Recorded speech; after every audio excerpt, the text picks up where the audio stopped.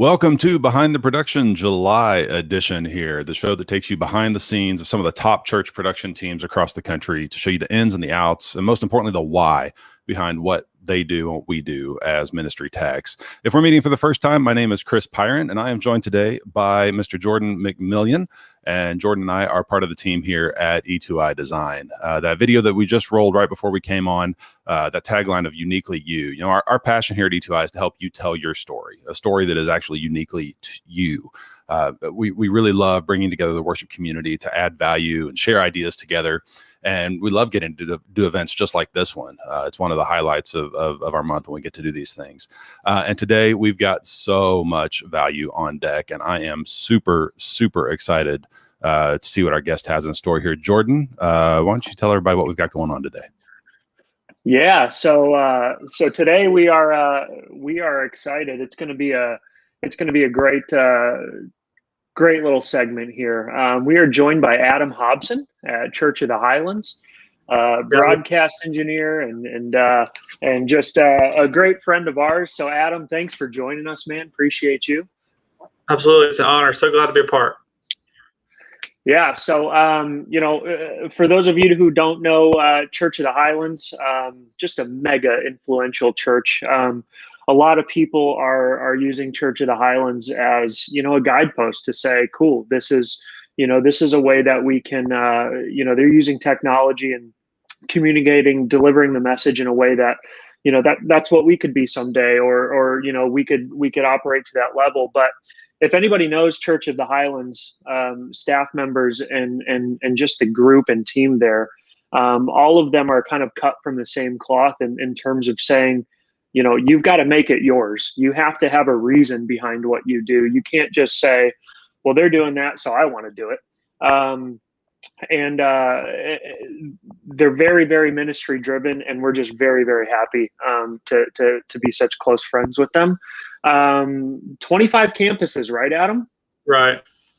25 campuses. That's awesome what God has done over the last, several years. I mean, it's been awesome since what God's done since the beginning, but over the last 5+ years, it's just been crazy how things have been growing. So yeah, that's awesome.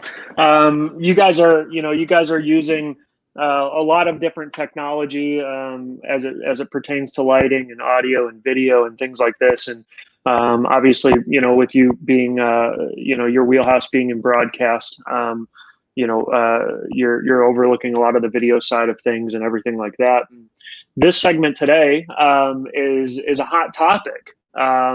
It's surrounding around LED walls, media servers, all the things that make that happen, right? And not just what to put on the stage and do, in terms of having an LED wall, period, but how to utilize it and create a dynamic worship experience. And that's something that sometimes can be missed because, we see it all the time. I'm sure you hear it all the time, Adam, that it's like, well, the next thing we want to do is an LED wall, right? That's the thing right now for sure. Yeah. So it's the first question from us is, great, why, and how are you going to use it? What's going to drive it, all the things. And so I think having a segment like this is going to be super, super beneficial to a lot of people and add value to, if they're looking at making that next step into whether it be LED wall or projection, or, if they're on the fence between the two or whatever, to just have some clarity. Right. And I think that's why, we decided to bring you guys on, because when it comes to an LED wall, you've got something there, right? For a long time we didn't know, so like it just kind of became part of the vision that we wanted to leave physical sets. And then, we built a lot of physical sets in our day, Yeah, absolutely. Yeah. So let's do this. Let's go into, tell us a little bit about you and your role at Highlands, what you kind of do, what you operate, what you kind of oversee, and then we'll dive into the fun stuff here. Okay, awesome. Yeah, so I've been around Highlands about 10 years now. I volunteered for about 2, and I've been on full-time staff since spring of 20 2012.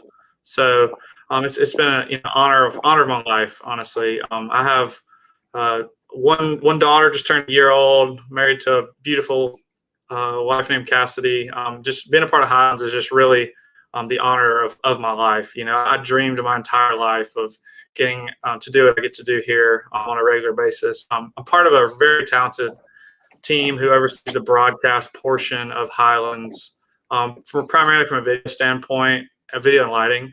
But my title is broadcast engineer, and anyone that's worked for a church or any organization for that matter, those titles don't really mean a whole lot. But I help oversee the video of the main campus.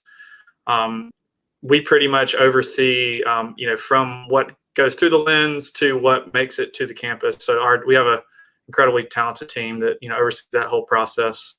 And then once the feed is to the campuses, we hand it off to other teams to locally to manage that. But yeah, it's awesome. When we decided in 2016, we're interested in LED. We started doing rentals, and then I kind of became the LED guy, I guess. I don't really know how that worked, but then we purchased our wall. I became the LED guy, so it's been fun to learn. I tell people, hey, this is how we do it. We made some of this stuff up. I'm not sure if it's accurate or the way everyone else does it, but it works for us. So yeah, it's been awesome. Yeah, that's really cool. So I wanna kind of dive into something here, because the why, right, behind you guys moving to LED wall technology. You've kind of already answered it, right? It's you guys were doing a lot of physical sets, doing that probably. What was the frequency of those set changes? Was it every few months or every series? It started what did that look like? As every series. Okay. So it could have been a set that lasted 2 or 3 weeks, or it could have been a set that lasted a couple of months. Sure. And then we kind of transitioned from that to doing LED rentals just for special events. Okay. And we saw the world was going LED, and then the physical sets aren't cheap, So if you add all those up, and then the amount of manpower that it takes to pull all those physical sets off. Yeah. Absolutely. So we did a lot of rentals. So we started renting, Christmas, Easter, women's conference, special events, and we kind of got our feet wet a little with rentals. And we kind of saw that was the way the industry was going, Yeah, no, absolutely. So now that you have LED, an LED wall, you've got almost like the versatility to be able to create those physical set pieces, digitally, right? I mean, that's kind of the push behind it. Right. Yeah, absolutely. Yeah. So, and we'll probably get into, I think, a little later, but our team here that generates our content is just incredibly talented. A lot of the stuff that you see looks real because they use Cinema 4D to create lighting on the 2D, images that we have. So, yeah, if you see any of our stuff or our speaking shots, generally, like we want the flexibility of LED, but we also still liked the old school set look so that it didn't look so 2D, like kind of green screen. So, they still spend a lot of time and effort to try to make that art that we use for any time someone's talking on stage to look as real as possible. Yeah, that's legit. I mean, it's I think one of the things that brings a dynamic experience is kind of that, like, you're in it, right? Like, if you guys, your mission is to bring the congregation into what's happening on stage. And so if they literally feel like they're in that atmosphere, in that environment, like that's the goal, right? So that's really cool, man. I know what you guys have on the stage, and I don't want to park on products or anything like that. But I know that you guys are using a row video wall. Is there any reason in particular that you chose the row LED wall over another one based on your needs at the time of purchase? Like what kind of drew you to that sort of to that product? Right. Yeah. So we basically we were doing a lot of rentals in 2016. So then fall of 16, we decided, hey, this is the direction we want to go. So we did a long-term rental with just a production company that we have a relationship with, And then we spent pretty much from, the whole fall of 16 just demoing in our room. So at this point, we may or may not have chose the same product. Like you said, the product is, there's so many variables, right? So our number one was on-camera performance. There's so many more people that watch what we do through our camera lenses than the people in person, right? So the number of people that see what we do in person is so small compared to the impact that we have digitally. So our number one was just on-camera performance, and then part of the demo process is everyone who was interested in selling, any wall we were interested in buying, we actually got a small batch shipped to Grantsville, our Grantsville campus. So we tested it on our stage with our lighting, with our cameras. And then, there were people that, really weren't interested in that. So we really weren't interested in purchasing, and then, so I guess number one was on camera performance. Number two was just how it was built and how it was serviced. So Roe at the time, like I said, this was 2017. We're still super happy with it, but at the time, the way it connected, all the accessories that they provided, just really were, way far above the competition. So that's kind of why we ended up where we did. And obviously you're paying a premium for Road. It's not, it's not a lower end product, which, we understood, but, part of our vision is we change it 4 to 5 times a year. So everything on our stage is on trusted motors. There's the only thing that's permanent on our stage is our power disconnects. Past that, it's all through, PDs and trusted motors. And one of the things that we wanted was to be able to quickly, in 2 to 3 days, basically strike it, rebuild it. And the magnet system with Road just really, really stood far above everyone else. And then aside to that is just the service. So, we really felt confident with, the in-US support with Road. So yeah, it was. I mean, at this point, we haven't done any LED demos because we're not really in the market right now. But it's still. I mean, we would do it again. It's been awesome. Yeah, I think one of the things that stands out about that product is just the fact that in terms of setting it up, taking it down, reconfiguring, setting it back up, things like this, they do make it very easy to do so. So, you really can't do it wrong with the magnets. Like there's there's really no way to put a gap in it. It is what it is, so. Yeah, and it's held up. We're not a rental touring, so it's not been on the road. It's lived in a pretty amazingly great air conditioned environment. Yeah. And then, we have a lot of volunteers that help us too. So the whole like finding the gaps and, with a lot of other manufacturers where you have to really have someone on the front, making sure everything's lined up before you lock it in, that just doesn't exist. So. Sure. Yeah, no, that's good. And it's always good to like, in terms of needing to get it up, probably between Sunday and Saturday. Or Sunday and Thursday. A lot of like a Thursday night, we call it development. It's where we train all of our volunteers for production and worship. And like we pretty much have like a Sunday night through Thursday morning timeline typically. Okay. Then sometimes we have a Wednesday event. So sometimes it's like Sunday to Wednesday. Sure. So, we're talking about pulling every cable out and, redoing it all in a matter of 3 to 4 days, which the touring guys would laugh at us, right? For having that long of a load in, but we do it ourselves, right? It's a lot fewer hands. So no, it's legit. And you guys use a bunch of volunteers. I mean, you guys have your staff and stuff like that. But I know that. I mean, I see it on your guys' Instagram. The Highlands production Instagram. Like we're kind of like walking with you through a set redesign. Literally, we were kind of shocked with how many people are interested in that, So there's a lot of people interested in that. Yeah. I mean, you guys do it really well, and so and the full transparency in broadcasting that too says a lot as well. It's not just like down 1 second and then up 3 days later. You kind of take us through the process and everything like that. So that's really cool. So I want to actually. I'm going to dive into something a little quicker than otherwise, but so 3 days or so, right? In terms of a teardown reconfiguration, max 3 days max, right? And set back up, content running on it. Talk to me a little bit about what the beginning process is. So, obviously there's a new series coming up or something like that. I'm speaking hypothetically here. Right. New series coming up. So you guys get your team together. You say, cool, we're gonna strike the stage and reconfigure, redesign it.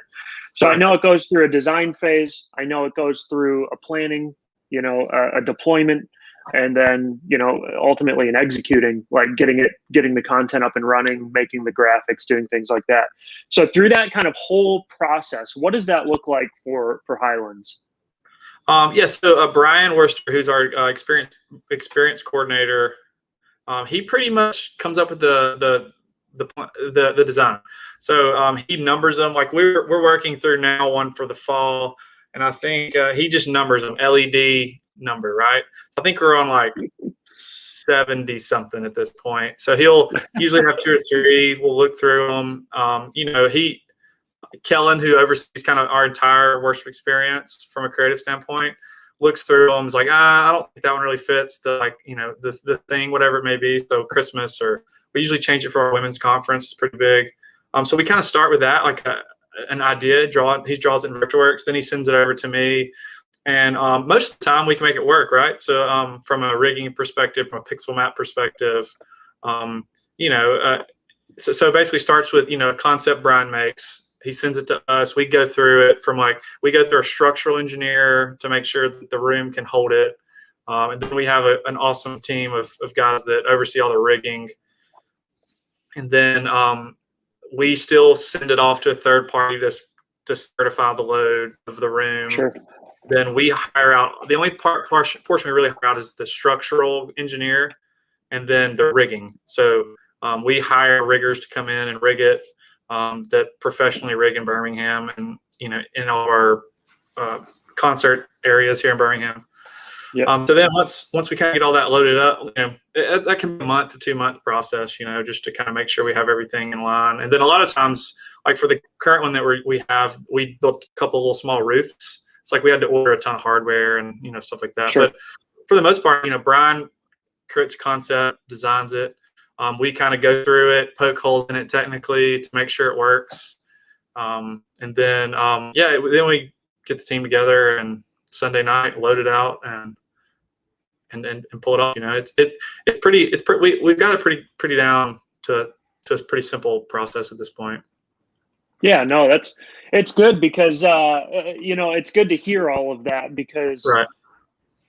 It's easy to say, oh, check out that new Highlands look or check out the new LED look or whatever. It's easy to just look on Instagram or Facebook or whatever and see it. Right. But I think the important thing and why Behind the Production quite literally exists is because we want to see.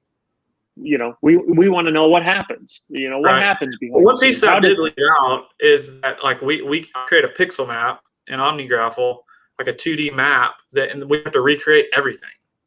So like every single look, walk in, walk out, message look, offerings, like anything that goes on screen for the entire service, the creative team has to completely redo. Sure.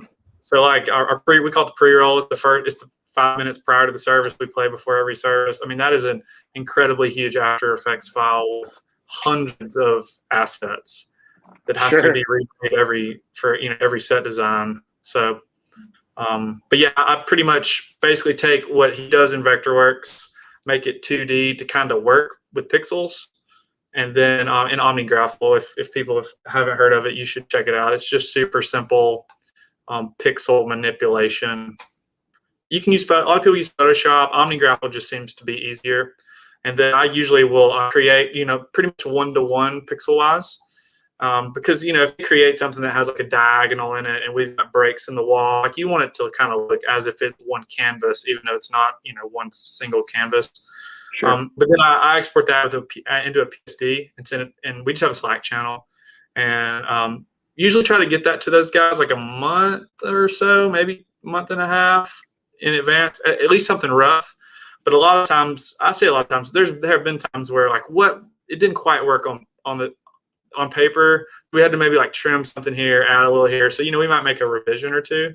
But for the most part, they have that pixel map a month or two ahead, because that's a lot of render time. For sure. Yeah. Especially with, After Effects files and things like that. Right. I mean, I'm sure the servers and the hardware is beefy to handle it. But yeah, I mean, it takes time, especially with, I mean, we're all kind of from the same, I'll say cut from the same cloth again, but we do something and then it goes out and then it's a revision, and then we change it and it goes out and then it's a revision. It's like, right. at what point can we start sending screenshots? Right. We're in the our stage size doesn't change, right? We can only go 32 panels wide.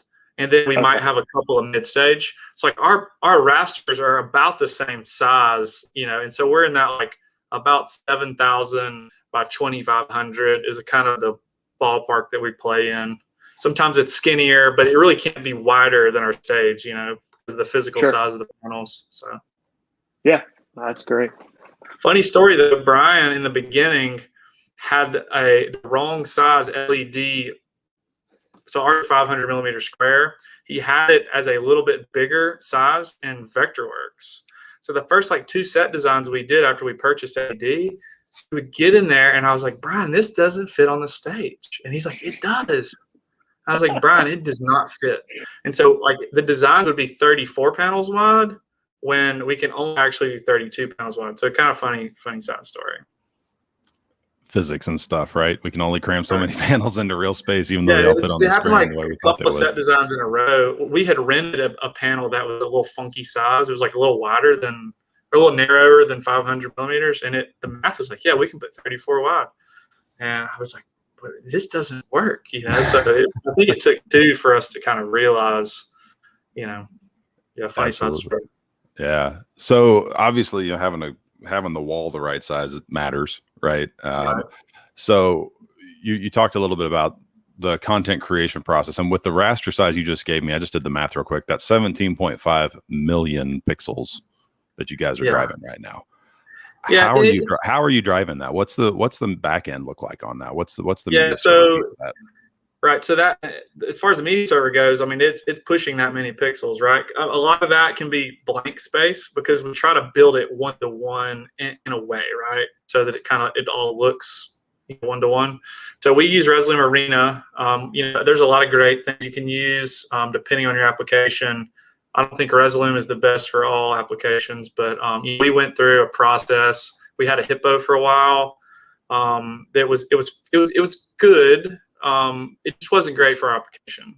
When it came to last minute content and the encoding process, we kind of tried to force a hardware solution in that just didn't really fit. So we use Resolume Arena 7, which is we actually use Resolume Arena 6. We have 7, we just haven't upgraded it yet. With just a custom built PC media server, we do a primary and a backup. Run them in tandem. They're triggered via ArcNet from the Grand MA. So a big deal for us is redundancy. So we use a Spider X80 as kind of between media servers and LED processing, so we can quickly have an A/B solution, which we use more than people have any idea. With the primary and backup, if we have a weird Windows issue, we can just go to the backup and they're perfectly pixel mapped, on top of each other. So, you can go between A and B all day and you can't see them. And it matches up perfectly. That's awesome. Yeah. I mean, and that's, potentially unnecessary depending on the application. But for us, like I said earlier, so many people see what we do through the lens of the camera, and we don't want, Pastor Chris's 1130 to be the one that he feels, the one that we need to archive and keep forever, and Resolume quit, or fill in the blank, whatever program you're using, because computers are computers. So we just have that's kind of a thing. So we built a system around redundancy. So we use Resolume Arena. I guess to recap, Resolume Arena on a primary custom built PC. At the time, we couldn't really get the Mac that we wanted. We really didn't want to go iMac Pro because of the dongles and all the things. But we are all Mac other than the PC. If we did it today, we would probably buy the new Mac Pro rack mounted with the PCIe stuff. because we drive multiple. So like for our pre-roll, the first 5 minutes of every service, we have a 16:9 video that's alpha channel with the full raster. So we're actually, the media server's doing, a 1080 output on top of that big, almost. Oh, on top of the full map. Oh, yeah. Okay. Gotcha.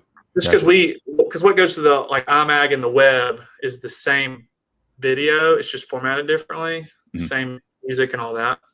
So we needed something to be able to do SDI out. We wanted to come HDMI or DisplayPort straight out of the computer. So anyways, that's why we went PC. It's been great. It's cheaper than Mac, but just our workflow is so Mac based as far as like file sharing and all that. And we have it set up and it's fine. It's been great. But, if we did it today, we'd probably do it a little differently. Sure. Okay, great. But I guess I'll summarize it all. Software for us just works better. As far, we get a lot of revisions for content and have to like the process to like re-encode it all. It's just software fits our mold. If this was a tour and we did the same show every night for 300 nights in a row, we'd probably go hardware, but for us and our workflow, software just works. We looked at PvP, and there's PvP does a lot of great things. At the time, Resolume just really, they gave us a better deal. We wanted to buy Resolume for 20 plus campuses. And they were really, really give us an awesome deal and give us some discounted licensing, and they've really been awesome to work with. So many things they didn't have to do for us, they've done for us. So yeah, I'd suggest it. It may or may not work for your application though, but for us, it's just been awesome. That's great. Yeah, and it seems like everything you guys do, especially at Grants Mill, is built around the ultimate flexibility because of how frequently stuff changes. I've seen that from walking backstage, like you mentioned earlier. The only thing that's stuck is the PDs. Everything else is on wheels and can move and go wherever you need it to. So I totally see that.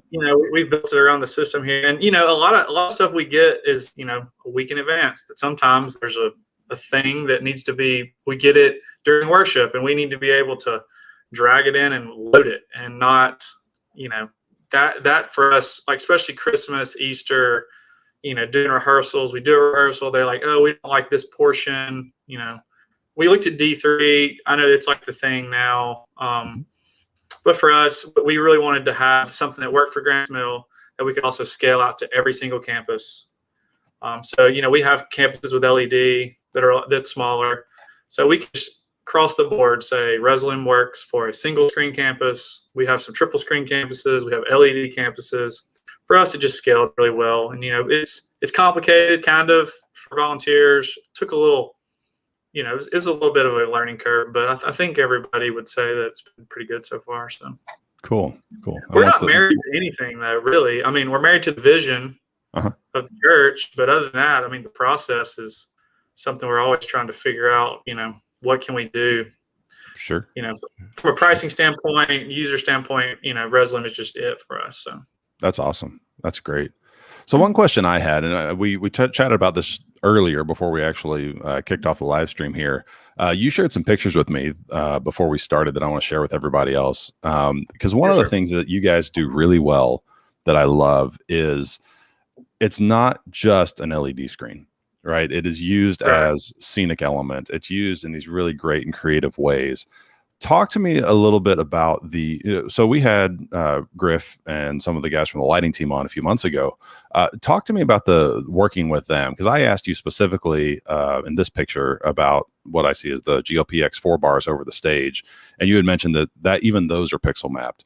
What does that look like as far as collaborating with and integrating with the lighting team, and then being able to drive lighting content on top of their fixtures, or video content on top of lighting fixtures?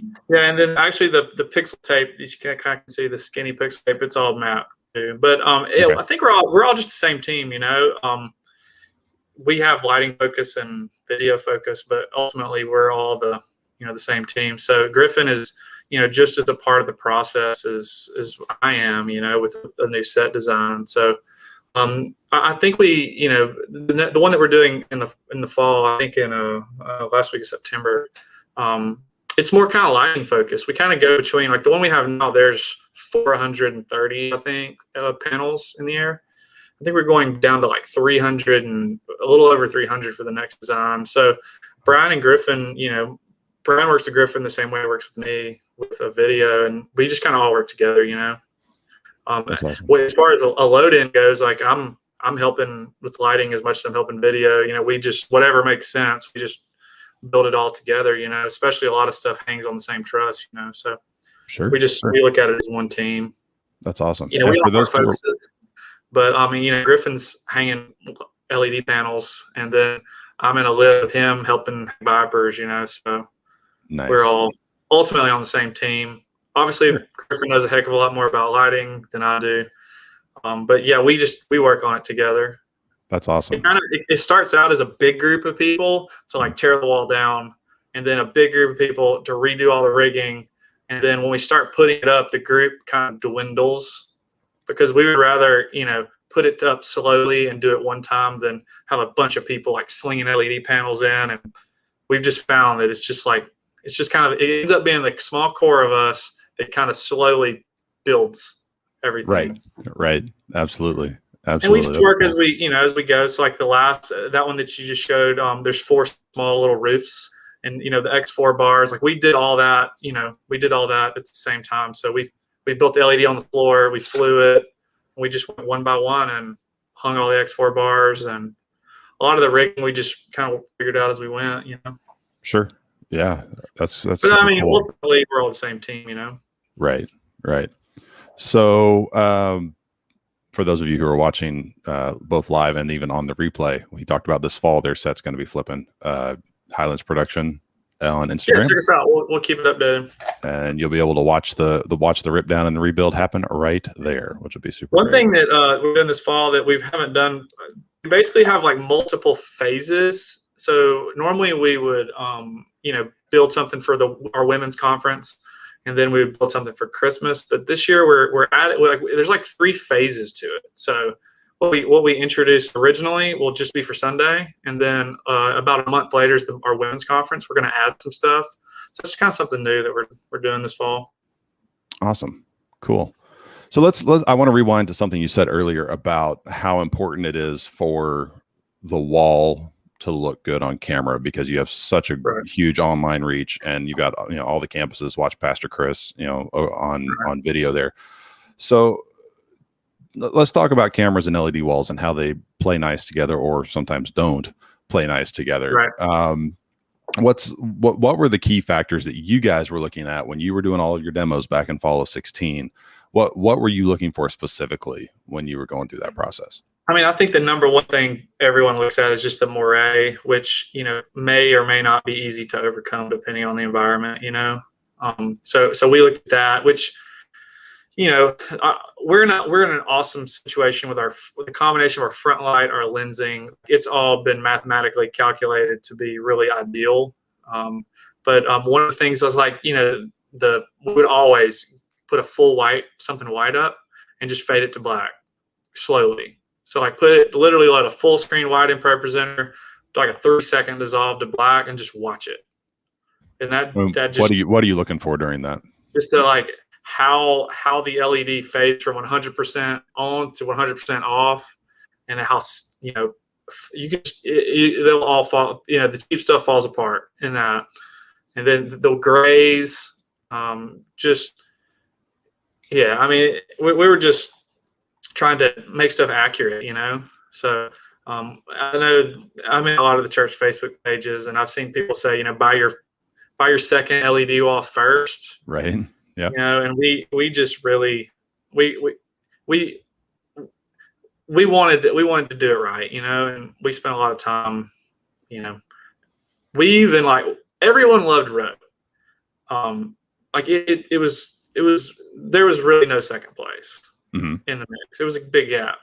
But what we did is every single time we had a demo in, we recorded, we recorded the same guy, Steven, who's our director. We recorded him on camera, and just standing on stage, walking around, and we did tons of blind tests.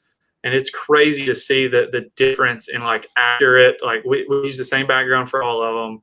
We just did blind tests of like, hey, here's A and B, A and B, A and B. And we had like 15 or 18, I think, total. And it was just like, yep, that's it. There's row, there's row, there's row, and it just, it seemed to be across the board the most accurate. And then one of the things we want to do is Brompton processing, which is a luxury. I understand there's probably rental and staging guys out there making fun of me, but it's awesome. I mean, the color accuracy across the board is amazing. The usability of it is amazing.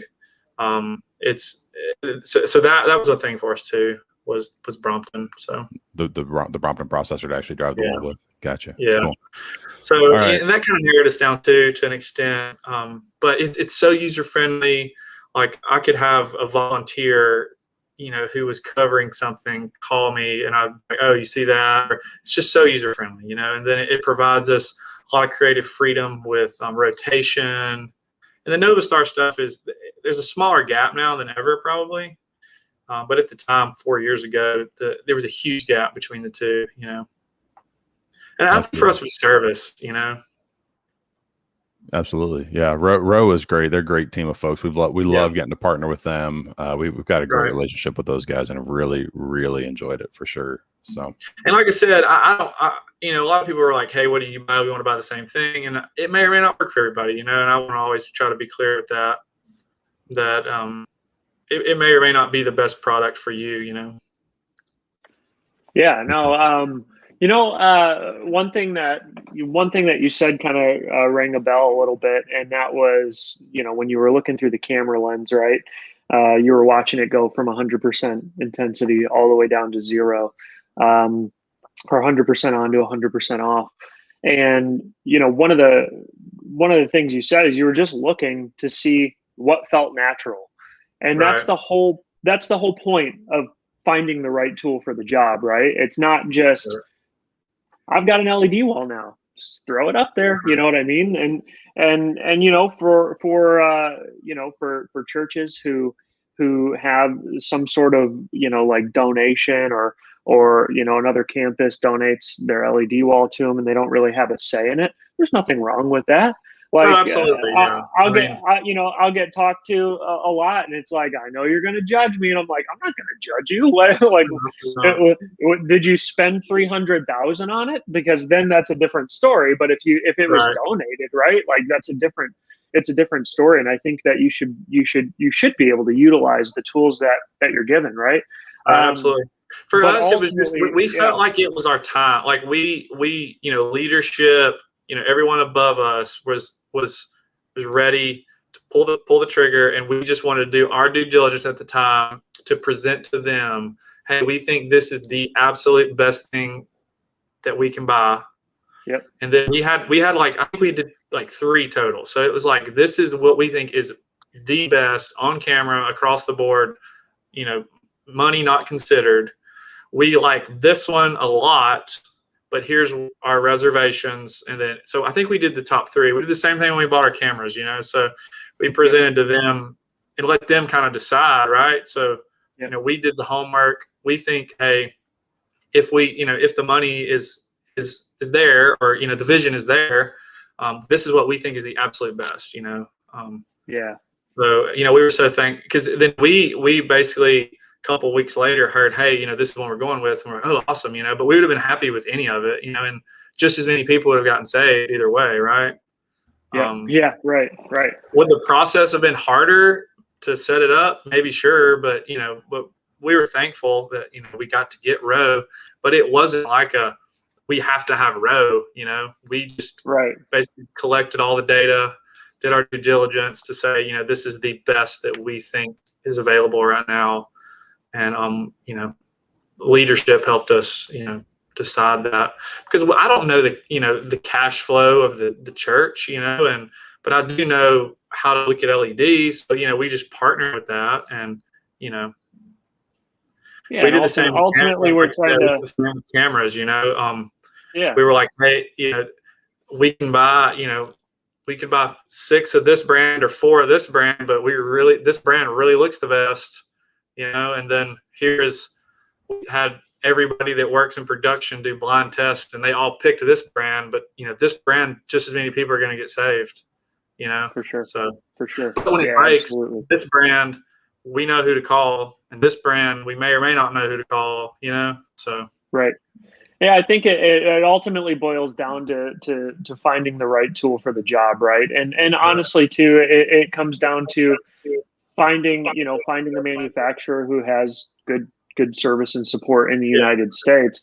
But also, too, like we're putting an LED wall on the stage to just add to the dynamic of what's already happening on the stage, not to take away from it, not to do anything like that. And so sometimes what we've seen by doing this over and over and over and over again is that sometimes when you don't find that right tool, that LED wall could cause more of a distraction than it does add value to the worship experience, right? And so that's big for us. It's huge. So yep. We're like that with haze. Like our leadership understands that, like, we have an awesome lighting rig, and then without haze, it's pretty much pointless. Yeah. Right. Yep. But when the haze gets to the point where it's like I'm noticing the haze is like when it's too much, So it's like a balance that we really are conscious of. Same reason, like we have under no circumstance will you ever see a handheld camera operator on any of our stages. Sure. And it's just from our vision is that the only thing that those guys can do is distract the worship environment, and that's just it's part of our vision. Same with the LED. The last thing that I want is for a random panel to start strobing green. Yep. So, and again, that comes to the distraction perspective, right? Like, right. Well, what are we gonna? What's usually when we're talking about LED walls, right? We take like budget off the table. What's the dream and why, right? So here's why we're talking about it. You say you want an LED wall. If it's because someone else has it, then we're going to have another discussion, right? First. If it's because here's what we want to do, we have a lot of things going on. We want to be able to reconfigure. Not only can it be a 16:9 LED wall TV, but it can also be columns and different designs and cool things to do with it, right? And so, okay, cool. We're getting into a discussion of why to pick a particular product or a solution, right? Or not a solution, but a tool, right? So here's how we're having that conversation. But as soon as we kind of start to talk about the pull in, I've got to have it just because I've got to have it, that's kind of the wrong approach, right? We want to have it to use as a tool to really just like push out what's already happening. And not to mention serve as a long-term ROI, right? Like no one wants to change out LED walls every 3 years, right? I mean, we're anybody 4 years in now with no sight of like, there's no conversation of, hey, what's next, So right, yeah. I mean but that's also that investment that you guys made to do it. That's a big reason for that. I'm assuming, right? So that helps in that conversation. Another thing, we didn't pay to have it integrated. For the record, we're all capable techs, right? But none of us had ever really done much LED, right? So it was kind of a fun process to containers show up in the parking lot, and Sunday night we take our mod scene set down. Couple containers. Yeah. So I remember seeing that picture. I think there was like 790 road cases. Not really, but yeah. It's awesome. We actually still don't have storage. Like we don't have storage enough square footage for the cases, so we will just long term rent a semi. Oh, really? So like a semi is full of cases for LED because we have a warehouse, but there's so many row accessory cases and rigging trunks, and so it's like it's a full semi, double stacked. And we pay for we lease the trailer, and then we pay a flat fee for them to move it to our dock. So like Sunday night when we do a set change, we pay them to drop the trailer on our dock.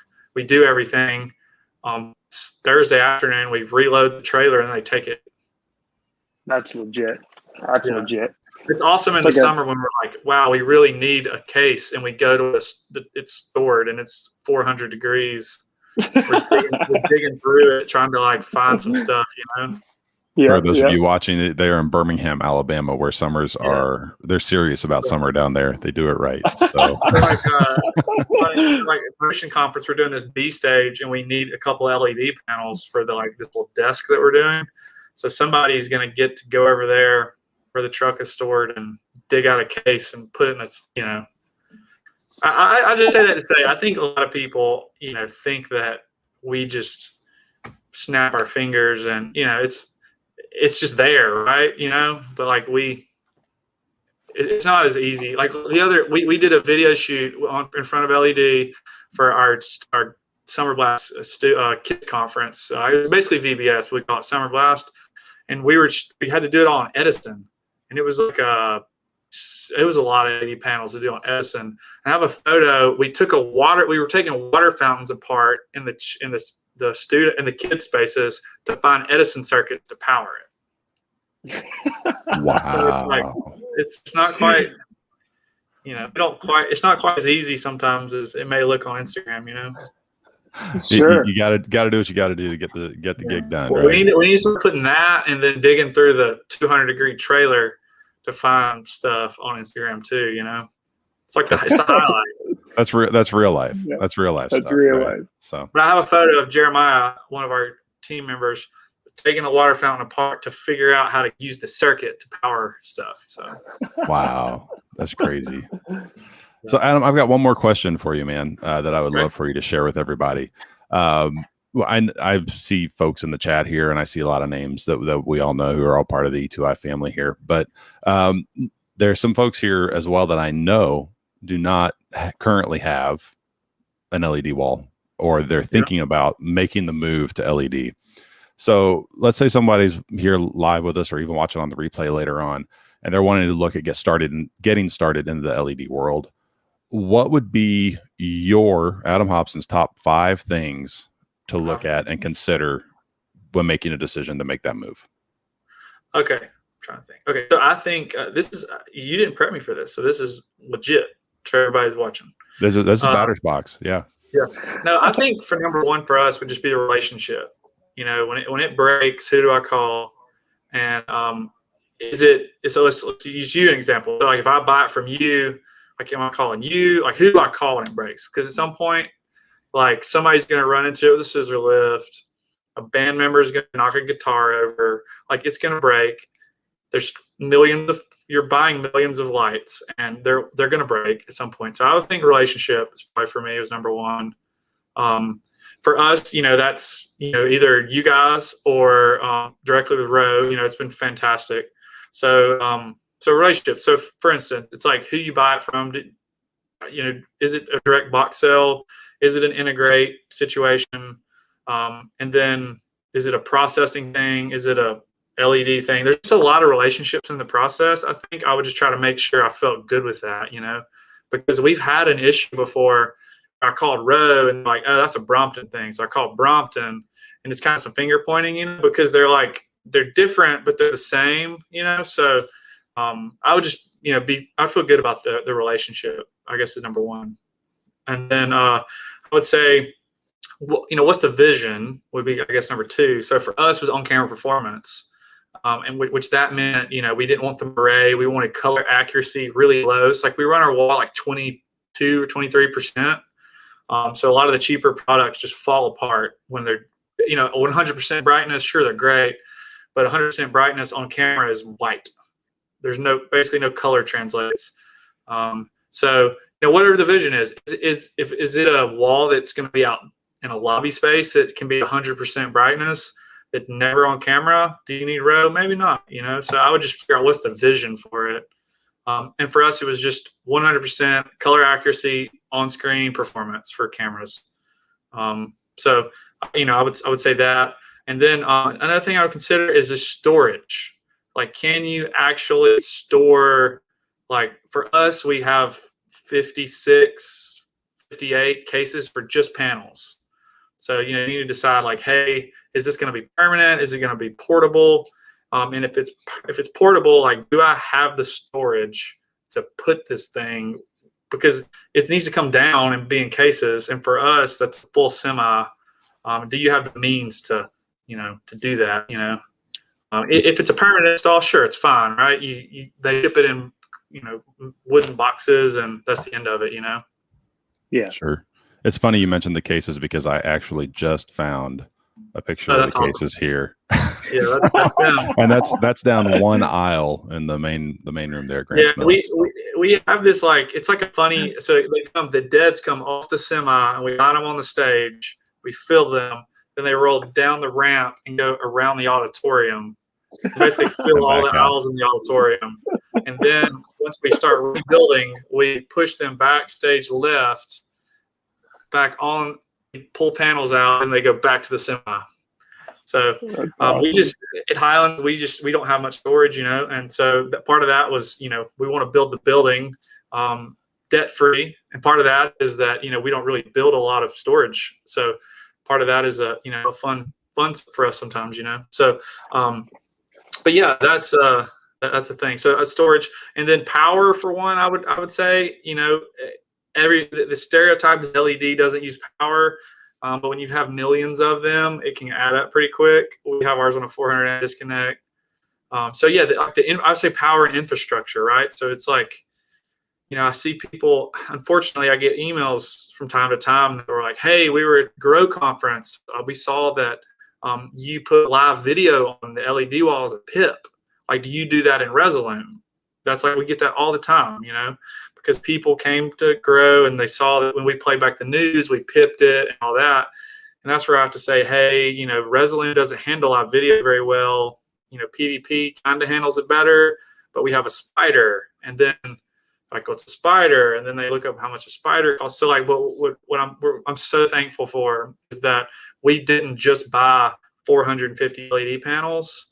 Like, we were blessed, and I'm so thankful that we actually, really got the infrastructure that it took to really, from beginning to end. So media servers to the spider, to the actual panels. Because I think a lot of people just think panels, So we were so thankful and so blessed to be able to really imagine, like, really dream, And part of that was the spider, which is kind of the piece that's not very pretty and no one ever sees it. Until I get those emails where it's like, hey, we want to do pips. And then they have 300 panels that's hooked HDMI out of their, computer, and the infrastructure really isn't there, Sure. Where people that's a really good point. Spend, $75,000 out of pocket to get power for it, and they're trying to plug it into Edison. I would just think, like, overall infrastructure, just to try to think through that. And if you don't know it, just ask somebody, right? Like, you guys know what you're doing, and if you don't use E2I or whoever you use, I would just really seek out help for the backbone and the infrastructure of it. Yep.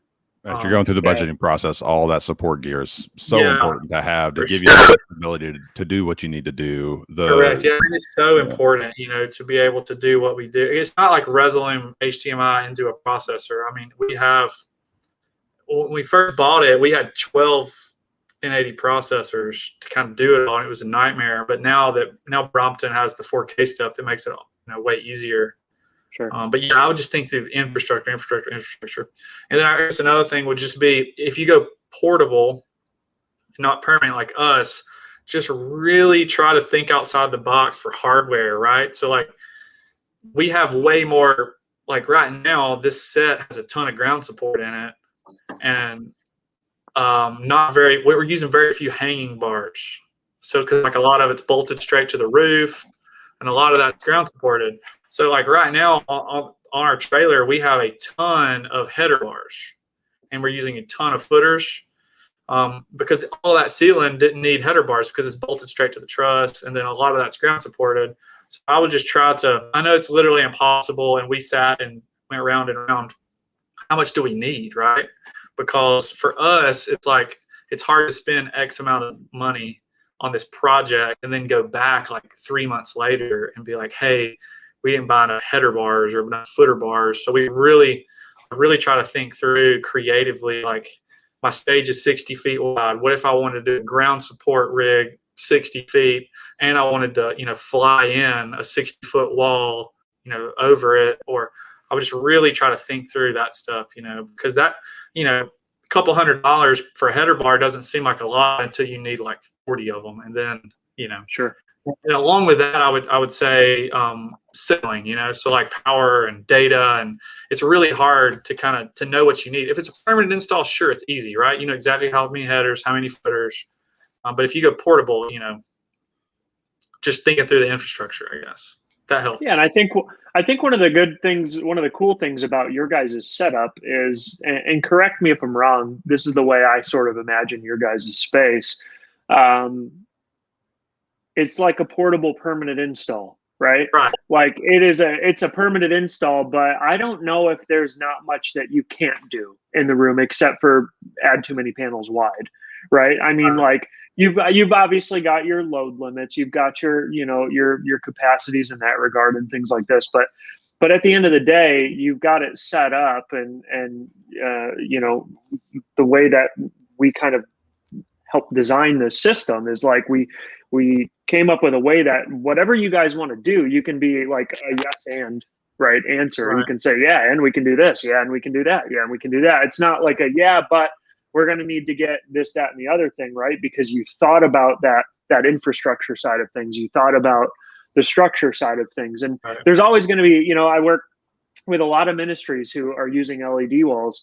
And there's always going to be something, right? Hey, we've got this crazy out of the box design. I just had one in Louisiana last Christmas where they wanted to, do a bunch of riser outlines and things like that, to where, okay, we're going to need to get some more accessories. We're going to have to get, some new things shipped in, but that's okay because it's a few $100 or it's $1,000 right. or whatever it is, but it's going to stay there for a while and be able to do that. But I really like the spot to where you said like what's driving it, right? Because oftentimes the problem is, hey, what does 60 panels cost me?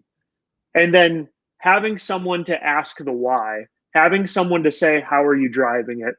Having someone to say, are you flying it? Are you ground supporting it? What's going to drive it? What's the power look like? It's so important. I mean, it's hugely important, because when they're like, great, I want to get that, then the questions come in, right? And and then they're like, oh, I didn't even think about how much power I have available. After doors open, you need to reboot your computer. It's like, well, what? Okay, so now it's the secondary output of this computer, so I need to reboot it. So does everybody see the login screen at this point, right? Or do you have a piece of equipment in the process? Even at our campuses, we use Image Pros to try to Spider isn't necessary at our campuses where they're set up. We have Image Pros in the process, and then we use Stream Decks to store still stores in them. So worst case scenario, we can throw a logo up, right? Sure. Is there a thing in the process to bail you out if you're using a Windows computer, it crashes, or a Mac crashes, or whatever? That's awesome, man. Yeah, it's so redundancy. I mean, you said it yourself. Right. What's going to get you out of a pinch? And sometimes redundancy is just not in the budget. We're working on a project now for a campus, and I just don't think redundancy is in the budget. And as long as our leadership is okay with that, just everyone knows, hey, we don't have a backup of this thing, and but it's just, it may or may not be a sacrifice you can make if budget allows, because for the most part, redundancy is whatever that thing is, double it, right? So it's pretty easy math to know that if you we don't do redundant processing. So a lot of people do, we don't, and that was just the thing in the beginning, is we don't want to spend double the amount of money on Brompton processors. And we don't. So, and we've never had a processor die, which is awesome. But you just have to have that conversation with your leadership, to say, hey, this is going to cost $100,000 instead of $50,000. Is that worth it? And at this point, clearly, right, it hasn't been worth it for us. But there may or may not be a day where we're like, man, that processor died and the LED wall went black. It would have been nice if we had redundancy, Sure, yeah. I always, and I said this when Griff and everybody joined us, what was that, four months ago or so, maybe 3-4 months ago. But, when talking about things as it pertains to technology and things like that, I think one of the things I cherish about you guys and admire about you guys is that there's always a plan for the dollars spent. It's always really thought out, and everyone's going to have the oh shoot, I got to get this thing, for this next weekend, or oh, we just got asked about this, so we got to get, take that away. But in terms of the plan and strategy, in order to execute, what you guys are doing, it takes a really big team. It takes it takes the resources, it takes the congregation, it takes the ministry as a whole. But one thing that, in my opinion, really, really, I just admire about you guys is that your heart's in the right place. You're not throwing and slinging LED walls up there because you think it's the cool thing to do, right? You're just, you're putting it up there because it's adding a dynamic element to the worship service, and it's creating an engaging worship experience for everyone that's visiting or looking at it through the lens of a camera or on their TV, laptop, iPhone, iPad, whatever. And so one thing that I want to say is, like, thank you for being, who you guys are, and your team being what they are. And I mean, you guys mean so much to us, and as ministry partners and as friends, because doing providing technology is one thing, using technology is one thing. But when we all kind of know that we're meeting in the middle and doing it all for the kingdom, I think that's the main thing. And so I just wanted to say that to you, Adam, that I appreciate, your heart and what you guys do and your team, because you guys mean a ton to us. So I appreciate it. I appreciate that. Really. Absolutely. Yep. We're really honored to be a part of this and to get to do what we do. We say, like, there's a single mother out there that gave 10% of her income this month. Mm-hmm. Yeah. So we want to, honor that and steward it the best way possible. Yep. So we may have paid more in the beginning, but we want this to last for a really long time, and continuing to engage people in worship. So. Yeah. It's all about great stewardship, right? And then stewarding the resources we have. So Adam, if folks want to follow you, Highlands Productions on Instagram, or Highlands Production, not Productions plural, Highlands Production on Instagram is the best spot. Yeah, we've really got a lot of engagement lately on that. So the teams are working hard to try to, provide more of what people want to see. So awesome. Very cool. Well, man, Adam, thanks so much. Thanks for all that great info and inspiration. And we love seeing what you guys are doing. Really love getting to be a part of, supporting the ministry there at Highlands, the way that we get to do here. So, so I'm going to plug our socials now for everybody watching. You can follow us on @E2I Design on all of our socials, Insta, Facebook, all of those places, YouTube. You'll find us in all of those. And if you have a question, if there's anything that has spurred a question for you from today's live stream, or even if you're watching on the replay, feel free to drop us an email at hello@e2idesign.com, and we will make sure that we have somebody get back to you. So, man, this has been a great hour, gents. I've really enjoyed this. This has been awesome. Adam, thanks again for joining us today. Thank you so much. We will be back on September 14th for the next edition of Behind the Production. Have a great day.